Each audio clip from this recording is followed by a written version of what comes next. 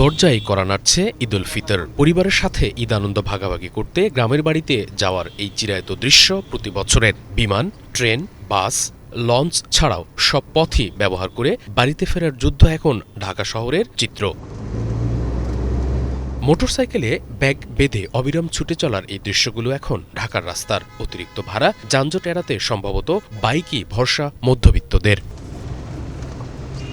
ঢাকা শহর থেকে স্বল্প দূরত্ব, এমনকি দেশের অন্য প্রান্তে যেতেও বাইকে করে যাওয়ার দৃশ্য চোখে পড়ছে ঢাকার রাস্তায়। বাংলাদেশ যাত্রী কল্যাণ সমিতির তথ্য বলছে, ঝুঁকি জেনেও দেশব্যাপী বাড়ি যেতে মোটরসাইকেলকে বেছে নিয়েছে ২০ লাখ পরিবার। শুধুমাত্র ঢাকা থেকেই মোটরসাইকেলে বাড়ি ফিরবে প্রায় ৮ লাখ পরিবার।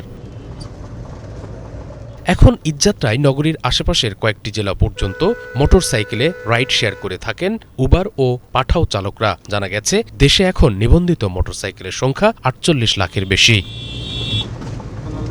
ঈদে মোটরসাইকেলের যাত্রা সবচেয়ে অনিরাপদ ও ঝুঁকিপূর্ণ। প্রতিবছরই ঈদযাত্রায় নিহত হওয়া ব্যক্তিদের অধিকাংশই মোটরসাইকেল চালক ও যাত্রী। অনিরাপদ জেনেও বাধ্য হয়েই মোটরসাইকেলে যাত্রা করে থাকেন অনেকে। এরই মধ্যে অনেক মোটরসাইকেল আরোহীর মৃত্যুরও খবর পাওয়া গেছে। পরিবহন বিশেষজ্ঞ ও বুয়েটের অধ্যাপক ড মোহাম্মদ হাদিউজ্জামান বলেন, ঢাকায় কত মোটরসাইকেল রয়েছে সেই সুনির্দিষ্ট তথ্য বলা কঠিন। তবে আমার ধারণা, ঢাকা শহরে ব্যক্তিগত ও রাইড শেয়ারিং মিলিয়ে প্রায় ১০ থেকে ১৫ লাখ মোটরসাইকেল আছে। এর মধ্যে ঈদের সময় প্রায় ৬০% মোটরসাইকেল ঢাকা থেকে বাইরে যেতে পারে। স্বস্তির যাত্রায় মোটরসাইকেল ব্যবহার করা হলেও দুর্ঘটনা থেকে বাঁচতে থাকতে হবে সতর্ক।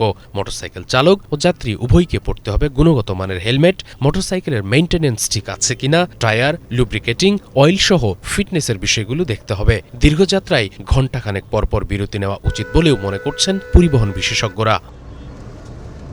শুভ ইসলাম, বাংলা ভিশন, ঢাকা।